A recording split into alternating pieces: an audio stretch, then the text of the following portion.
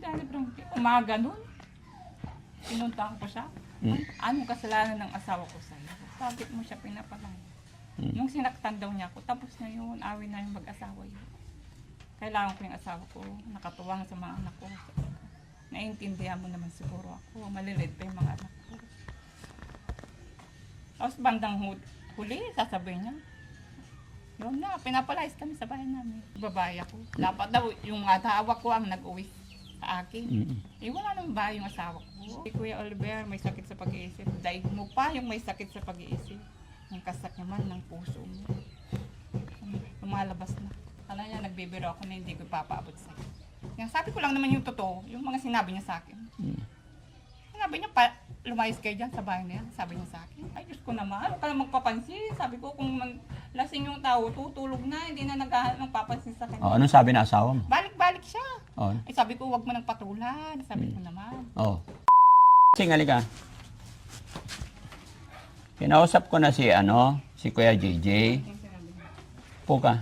Sabi niya, wala naman na daw yun.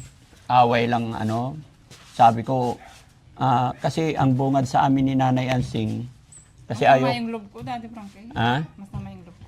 Kapatid niya ako. Oh. Anong karapatan niyang pagpalaya sa akin? Yung ang magulang ko, sabi nila, buhay pa dito katitira kasi may mga bahay na sila. Ganon-ganon lang niya palayasin. Kapatid niya ako. Ano ako, ibang tao? Hindi sila naiya sa akin. Hindi siya naiya sa akin. Sasabihin niyo sa kanya, madali lang sabihin na lumayas kayo dyan. Ganon yung kwan niya sa akin, Daddy Frankie. Bungad niya sa akin.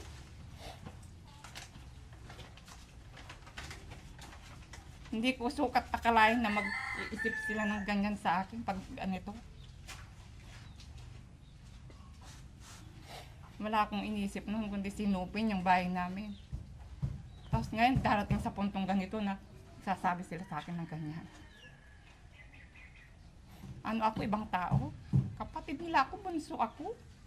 Ako pa yung nag-aalaga sa kapatid namin. Sinabi ko kasi sa kanya ngayon, sabi ko, Kuya JJ, Ang tapang-tapang niya noon na magsalita sa akin. Ngayon, nandiyan ka, tamimi siya.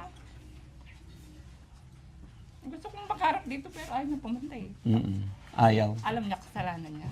Anong karapatan niya magpalaya sa akin? Dahil pangkin. Kaya nga wag mo nang problemahin yun. Baka pagod lang siya noon. Hindi, dahil umaga noon. Pinuntahan ko siya. Anong kasalanan ng asawa ko sa'yo? Bakit mo siya pinapalaya? Nung sinaktan daw niya ako, tapos na yun, awin na yung mag-asawa yun. Kailangan ko yung asawa ko, nakatuwang sa mga anak ko. Naiintindihan mo naman siguro ako, maliliit pa yung mga anak ko. Tapos bandang huli, sasabihin niya, yun na, pinapalayas kami sa bahay namin. Pero ngayon, sinabi ko sa kanya, pinuntahan ko siya doon. Hindi lang namin binidyo, camera kasi ayaw pumayag nung anak. So, nire-respeto naman namin. Kaya lang sabi ko kay Kuya JJ, pagdating namin, ang nirereklamo ni Nanay Ansing na inaway mo daw siya. Kaya kung maaari mag-usap kayo ng maayos para hindi kayo nag-aaway pagdating ng blessing. Kasi 2 araw na lang blessing na. Gusto ko yung blessing ng bahay ni Kuya Oliver, masaya. Wala na naman sa akin yun, Dad Frankie. Ang gusto ko lang, huwag nila akong ginaganyan. Ako, hindi ako naghanap ng away. Huwag niyo akong sasabihin naman ng ganun. Intindihin niyo yung nararamdaman ko. Ikaw ba naman, Daddy Frankie, kapatid mo, papalayasin mo? Eh, wala ka mag-ginastos ni piso doon sa bahay na yun. May gana pa siyang magsabi ng ganun sa akin. Sininap ko yung bahay namin. Kung pinabayaan ko yan at iniwan ko, anong kanyan? Sinong titira dyan? Mga anay. Hindi ko kalain na ganyan sila ngayon. Pero ang alam ko dyan, nagsisisi naman na siya, baka nabigla. Sa punto ng pag-uusap namin, sabi niya, wala na yung Daddy Frankie, sabi niya. Ayaw niyang... Makalimutan yung sinabi niya sa akin, Daddy Frankie. Wala daw akong karapatan dyan sa bahay namin kasi babae ako. Dapat daw yung asawa ko ang nag-uwi sa akin. Eh wala naman ba yung asawa ko? Lahat ng anak may karapatan. May karapatan kayong lahat. Pero ayoko nang makialam dyan, Nanay Ansing, kasi ako, dito lang talaga. Matapos ko lang to, okay na ako. Mapabless na natin, tapos check up lang ni Kuya Oliver, okay na. Tapos na. Salamat, Daddy Frankie. Ayun. Yung kapatid namin talaga. Pero yung mga problema sa pamilya nyo, alam ko kayo-kayo lang yan makakapag-ayos. Hindi. Tama ka doon, Daddy Frankie. Mm. Tsaka alam ko naman na nagsisisi na rin si Kuya JJ. Sana wag na niyang ulitin. Oo, hindi na yan. Kasi nakakasakit din sa loob, Daddy Frankie. Ano kayang gusto naman? Ang maganda niyan, puntahan mo dito lang kami. Puntahan mo. Kausapin mo. Kayong dalawa lang magkapatid. Sige, puntahan mo. Para magkaayos na kayo. Kampante rin ako. Ako ba yung makasalahan ni Daddy Frankie? Bakit akong pupunta? Hindi. Bakit akong Daddy? Ate Yansing, may kasabihan tayo kung sino yung nakaunawa ay siyang umunawa lagi. Hanggat kaya natin magpasensya, pagpasensyahan. Ganun lang yun. Di ba? Para maayos na bago mag-blessing. Ayaw ko yung blessing tayo ng Friday dito na nag-iiwasan kayo. Hindi naman ako ganun, Daddy Frankie. Hindi na lang ako iimik kung ganun. Basta wag lang akong sasabihan naman ng masakit. Pero maganda, matino siya ngayon. Hindi siya lasing ngayon. Di kausapin. Sabi ko pa, Daddy Frankie, si Kuya Oliver may sakit sa pag-iisip. Daig mo pa yung may sakit sa pag-iisip. Ang kasak naman ng puso mo. Lumalabas na. Siguro yung sakit sa pag-iisip magagamot, pero yung kasakaman ng puso hindi.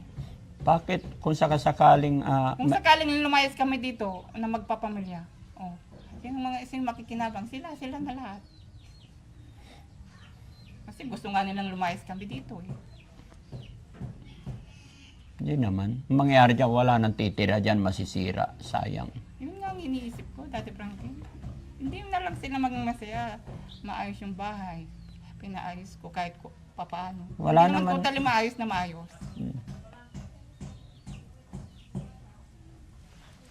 Problema na naman to mga kababayan.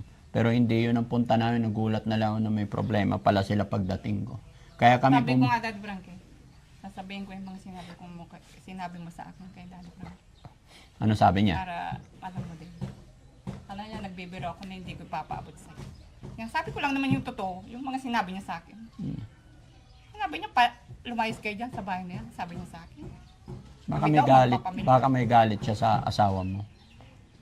Wala, ma-okay na sila eh. Mm. Okay na sila, Daddy Frankie. Nung nagkati pa nga kami baboy, nag-inuman pa nga sila. Bandang huli, parang naghamon ng away. Ha? Bakit? Papatayin ko yung asawa mo, sabi niya. Kung hindi akong mapatay niya, akong papatay sa kanya. Ay, Diyos ko naman, huwag ka lang magpapansin. Sabi ko, kung lasing yung tao, tutulog na, hindi na naghahanap ng papansin sa kanya. Anong sabi na asawa mo? Balik-balik siya. Oh. Ay, sabi ko, huwag mo nang patulan. Sabi ko naman. Oh. Ano sabi na asawa mo? Mabuti, mabait yung asawa mo. Alam mo naman malasing, huwag ka nang pumato kung ikaw yung nakakaintindi. Baka lasing sila. Balik naman siya, nangahamon talaga. Wala yung anak niya dyan. Wala, Daddy Frankie. Oo, Ako nang kasi nag-awat sa kanya. nun eh. Kasi takot siya. Tinulak ko siya. Oo. Napahiga pa Tahimik siya. si Kuya JJ pag nandyan yung anak eh. Kawawa din kasi yung anak niya, Daddy Frankie. Kasi wala nang ang ina. Tapos ganyan pa yung tatay niya. Lasinggero, nagwawala. Kaya sabi ko nga, kahit lasinggero yung papa mo, karal kang mabuti. Mm. Para mapabuti yung buhay mo. Mm. Tawagin ko siya, Daddy Frankie. Ikaw, sige. Papuntahin ko dito. Oo. Ikaw bahala ka. Hindi pa ako tapos maglaba. Sige. Nilagyan ko ng halaman, Daddy Frankie. Okay lang sa'yo? Oo, wala problema.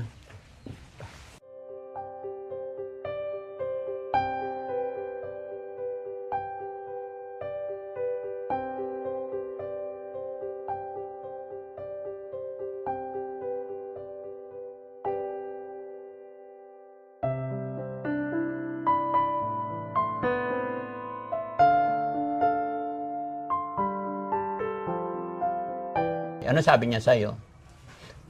Ayaw na niyang kwanda. Pero wag mo nang ulitin yung mga sinabi mo sa akin. Oo, ano sabi niya? Oo, sabi niya. Oh, yun ang pala eh. So wala nang problema. Ganun lang siya magkwan sa akin. Pero nung pinagsasalita niya ako ng masakit. Sama loob mo. Oo. Kapatid niya ako. Ako yung bunso. Nakawawa noon. Mm. Namatay yung mga magulang namin. Ako yung walang katuwang sa buhay. Mm. Gaganyan din ako. Eh, magiging aral ito sa atin lahat mga kababayan. Yung pagmamay-ari ng magulang, halimbawa bahay, bago natin i-renovate or what, syempre alam natin may mga kanya-kanyang bahay na, tapos ikaw walang bahay, bago mo simulan, gawa ka kasulatan. Hindi, kahit nung dalaga pa ako. Hindi. Gagawa ko. Nung dalaga ka pa nga, ang sabi ko sa'yo, siyempre, mahal mo magulang mo. Oo nga. Tutulungan mo. Oh, Yun pero lang hindi naman mo inisip pwedeng ko nun. i-declare na sa'yo yun kasi ikaw ang nagpagawa, hindi. Ganun pala yun. Ganon yun. Sa batas natin. Hindi ko Ka- naman iniisip kasi nun na... Ganon naman talaga tayo eh. Kasi nauuna talaga yung pagmamahal sa pamilya.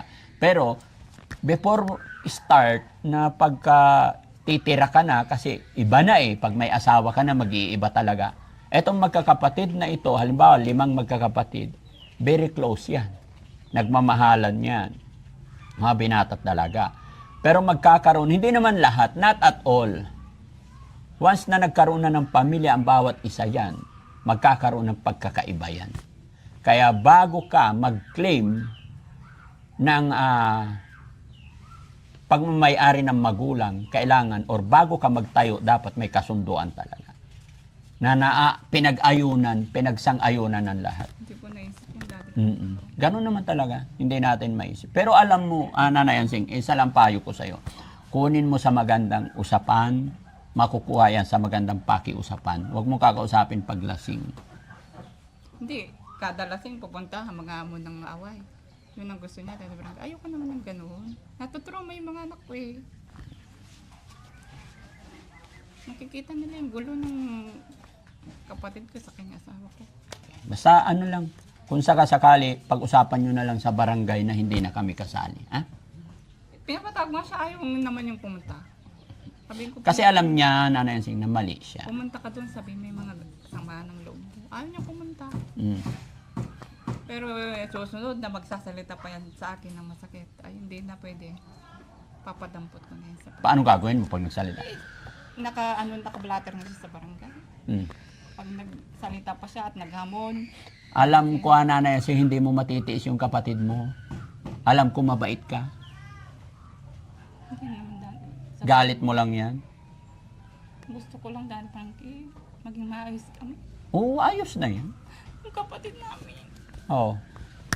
nawala sa katinwa, yun ang problema namin eh. Mm. Bakit ganun? Magawa ba silang problema? Ano lang yun? Lumipas lang, parang nadaanan lang siya ng hindi magandang hangin. Pero alam ko kahit si Kuya JJ mabait din Parang yan. kinaiingitan ako. Bakit anong kinaingit? Ano bang meron sa akin? Nainggit sila sa'yo? Bakit gusto sila akong palayasin? Kung hindi sila nainggit.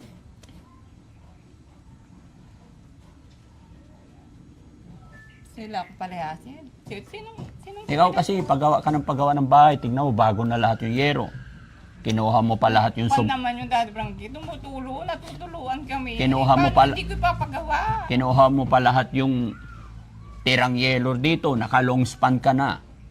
Ay, yung kwan namin kusina, Oh, may tumutulo. dirty kitchen ka pa. Banyo. Oh, mayaman ka na kasi. Ay, Diyos ko na. Tumutulo, may mayaman. Tumutulo yung yero, mayaman. Marami ka na nakuha yero eh.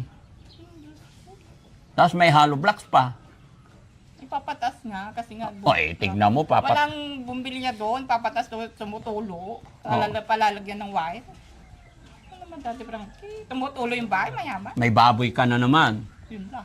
Baka yun ang kita. Laki pa ng perang nakuha ng nakaraan. Oh, nakaraan. Magkano ang pera mo? 24,000. Kunin naman sa akin lahat yun. Yung si Kuya Alvin, nakakuan sa akin na lang ang pabayaan ko yung kapatid ko. Hindi, yung 24,000 sa'yo yon. Lahat. Kahit sa akin. Tapos kapatid yung ko. baboy na binigay sa'yo. Alam mo yung pabayaan ko si Kuya Alvin. Yung baboy na binigay sa'yo yon. Yung grocery lang. Anong meron sa akin, kapatid ko, hindi ko, ayaw kong... Ay, ganun? Nasa akin si Kuya Alvin. Kung Okay. anong kinakain ko, kakainin din niya. Di, sabihin mo, may 4 na baboy ka na rin, kuya. Huwag na tayong mag-away. Sabihin mo, kuya, may 4 na baboy ka na. Mayroon ka na rin kulong-kulong, kaya okay na. Sabihin mo. Ano pang ginaingit naman niya? Maganda ka daw kasi. Ay, Diyos ko! Ano, Frankie? Na-stress ako doon. Na-stress ka. Okay lang yan. Pero dati pa nung wala pa kami dito, hindi pa namin nakilala si Kuya Oliver, ganyan na siya. Wala naman siya ginasabi noon. O bakit ngayon meron ng ganyan? Oo, sa kanya. Ha? Sabi ko nga, may problema na tayo sa kapatid natin. Oh. Ganyan yung nangyari dito. Magpasalamat nandiyan si Daddy Frankie tumutulong.